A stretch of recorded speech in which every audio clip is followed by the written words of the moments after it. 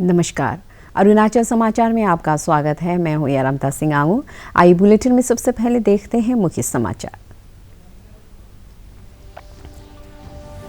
प्रधानमंत्री नरेंद्र मोदी ने गांधीनगर में नए भारत की महिमा को प्रदर्शित करने वाली 12वीं रक्षा प्रदर्शनी का किया उद्घाटन। इससे बताया भारत के प्रति वैश्विक विश्वास का प्रतीक। प्रदर्शनी में पहली बार केवल स्वदेश निर्मित रक्षा उपकरणों को किया गया है शामिल।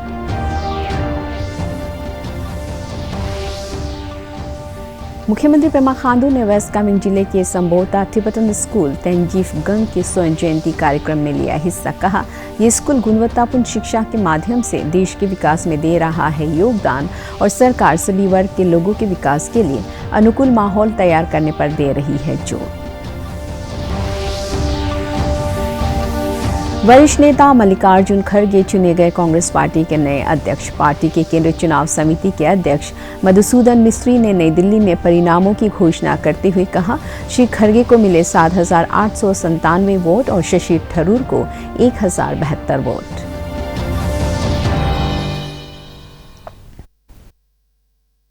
नरेंद्र मोदी ने कहा कि भारत रक्षा क्षेत्र में मजबूत इरादे, नवाचार और कार्यान्वयन के मंत्र पर आगे बढ़ रहा है। पिछले 8 वर्ष में भारतीय रक्षा उत्पादों का निर्यात 8 गुना बढ़ा है। प्रधानमंत्री आज गांधीनगर के महात्मा मंदिर सम्मेलन और प्रदर्शनी केंद्र में रक्षा प्रदर्शनी 2022 के उद्घाटन कार्यक्रम को संबोधित कर रहे थे। उन्होंने कहा कि देश का ऐसा पहला डिफेंस एक्सपो है जिसमें केवल भारतीय कंपनियां ही भाग ले रही है। इसमें केवल स्वदेश निर्मित रक्षा उपकरण ही शामिल है। इससे पहले श्री मोदी ने उद्योग और स्टार्टअप के माध्यम से अंतरिक्ष क्षेत्र में रक्षा बलों के लिए अभिनव समाधान विकसित करने के लिए मिशन डेफ स्पेस लॉन्च किया।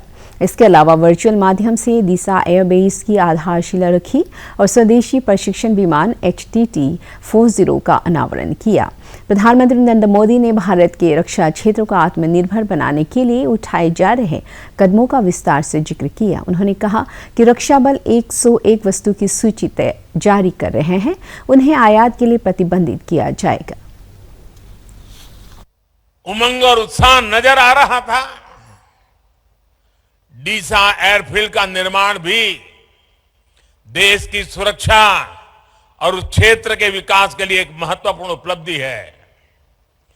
डीसा अंतर्राष्ट्रीय सीमा से केवल 130 किलोमीटर दूर है। अगर हमारे फोर्सेस, विशेषकर हमारी वायुसेना डीसा में होगी तो हम पश्चिमी सीमा पर किसी भी दुस्साहस का और बेहतर ढंग से जवाब दे पाएंगे। डेफ एक्सपो 2022 का ये आयोजन नए भारत की ऐसी भव्य तस्वीर खींच रहा है जिसका संकल्प हमने अमृतकाल में लिया है। इसमें राष्ट्र का विकास भी है, राज्यों का सहभाग भी है। इसमें युवा की शक्ति भी है, युवा सपने भी हैं, युवा संकल्प भी है, युवा साहस भी है, युवा सामर्थ्य भी है। इसमें विश्व के लिए उम्मीद भी है, मित्र देशों के लिए सहयोग के अनेक अवसर भी हैं। साथियों, हमारे देश में डिफेंस एक्सपो पहले भी होते रहे हैं, लेकिन इस बार का डिफेंस एक्सपो अभूतपूर्व है। एक नई शुरुआत का प्रतीक है। ये देश का ऐसा पहला डिफेंस एक्सपो है जिसमें केवल भारतीय कंपनियां ही भाग ले रही हैं। केवल मेड इन इंडिया रक्षा उपकरण ही है। इसमें 1300 से ज्यादा एग्जीबिटर्स हैं, जिसमें भारतीय उद्योग है, भारत के उद्योगों से जुड़े हुए कुछ जॉइंट वेंचर्स हैं एमएसएमईज और 100 से ज्यादा स्टार्टअप्स हैं। एक तरह से आप सब यहां और देशवासी और दुनिया के लोग भी क्षमता और संभावना दोनों की झलक एक साथ देख रहे हैं। मुख्यमंत्री पेमा खांडू ने कहा है कि अरुणाचल में तिब्बतन समुदाय विभिन्न संगठनों के माध्यम से अपनी परंपरा और संस्कृति को संरक्षित करने की दिशा में अनोखी पहल कर रहे हैं। वेस्ट कामेंग जिले के संभोता तिब्बतन स्कूल तेंजीफ गंग में स्वर्ण जयंती समारोह को संबोधित करते हुए श्री खांडू ने कहा कि स्कूल गुणवत्तापूर्ण शिक्षा के माध्यम से देश के विकास में योगदान दे रहा है। मुख्यमंत्री ने कहा कि डबल इंजन की सरकार तिब्बतन शरणार्थियों का ख्याल रख रही है। उन्होंने स्कूल के शिक्षकों और छात्रों को स्वर्ण जयंती की शुभकामनाएं दी। कांग्रेस के वरिष्ठ नेता मल्लिकार्जुन खड़गे पार्टी के नए अध्यक्ष चुने गए हैं। पार्टी के केंद्रीय चुनाव समिति के अध्यक्ष मधुसूदन मिस्त्री ने नई दिल्ली में परिणामों की घोषणा करते हुए कहा कि श्री खड़गे को 7,897 वोट मिले, जबकि शशि थरूर को 1,072 वोट मिले। कांग्रेस के नए अध्यक्ष के चुनाव के लिए 2 दिन पहले मतदान हुआ था। श्री खड़गे 24 वर्षों में पहले कांग्रेस अध्यक्ष होंगे जो नेहरू गांधी परिवार से ताल्लुक नहीं रखते हैं।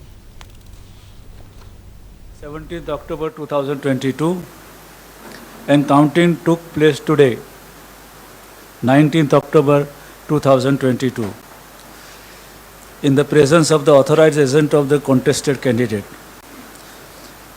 The total vote polled are 9,385. I repeat, the total votes polled are 9,385. Sri Mallikarjun Kharge, 7,897 vote. Mallikarjun Kharge, 7,897 vote.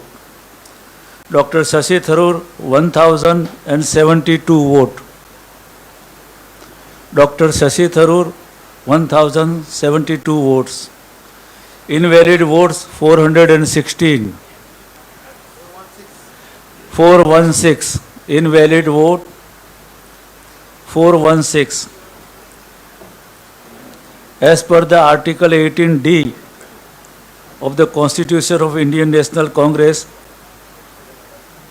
I, Madhusudan Mistry, hereby declare Sri Mallikarjun Kharge elected as the President of Indian National Congress.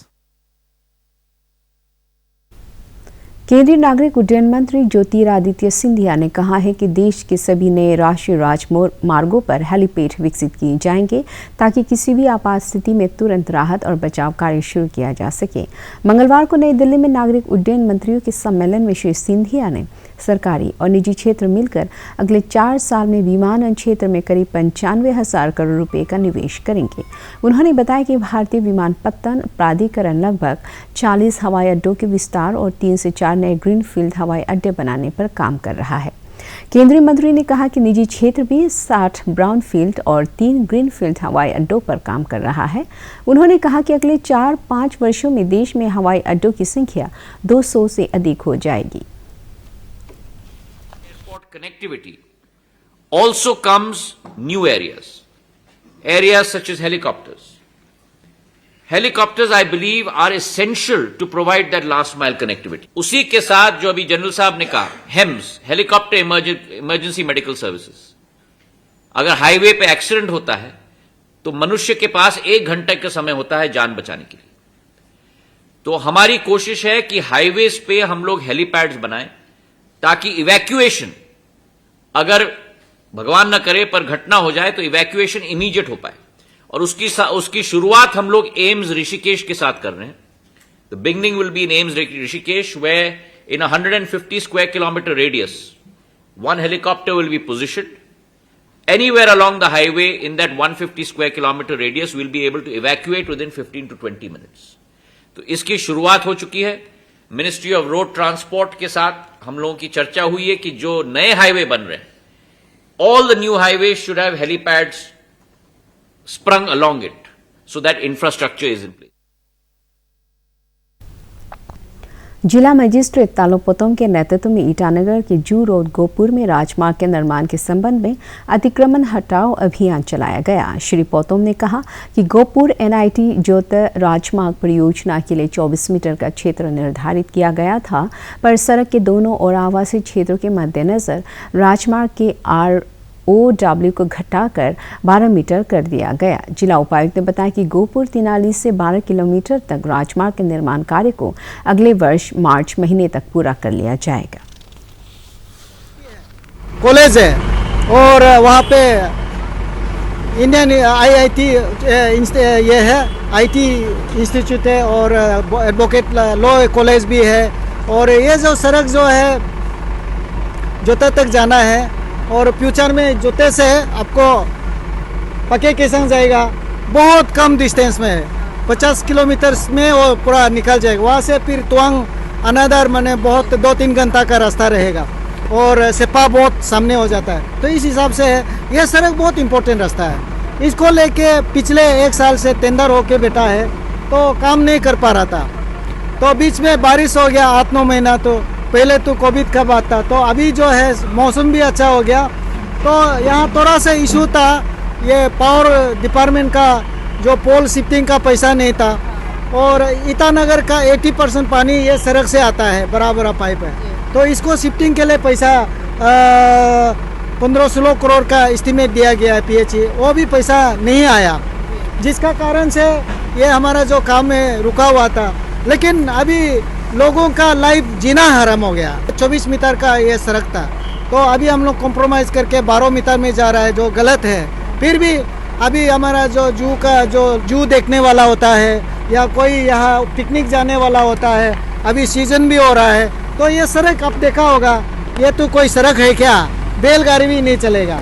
तो इसलिए आज हम लोग ये जो eviction का भी बोल सकता है, पब्लिक कोऑपरेट है, क्योंकि मैं 24 में नहीं जा रहा हूँ, 12 मीटर में जा रहा है, तो पब्लिक का सपोर्ट भी है। बेलारूस में भारत के राजदूत आलोक रंजन झा और तंजानिया में भारत के उच्चायुक्त विनय श्रीकांत प्रधान ने आज दमसाई में आकांक्षी जिला कार्यक्रम पर अधिकारियों और स्थानीय प्रतिनिधियों के साथ बैठक की। उन्होंने अधिकारियों से ग्रास रूट लेवल पर लोगों के जीवन स्तर में सुधार के लिए योजनाओं को पारदर्शिता के साथ समय पर लागू करने का सुझाव दिया। श्री झा और प्रधान ने लोअर दिबांग वैली जिले के सेली लेक का दौरा कर अमृत सरोवर योजना की सफलता का जायजा लिया।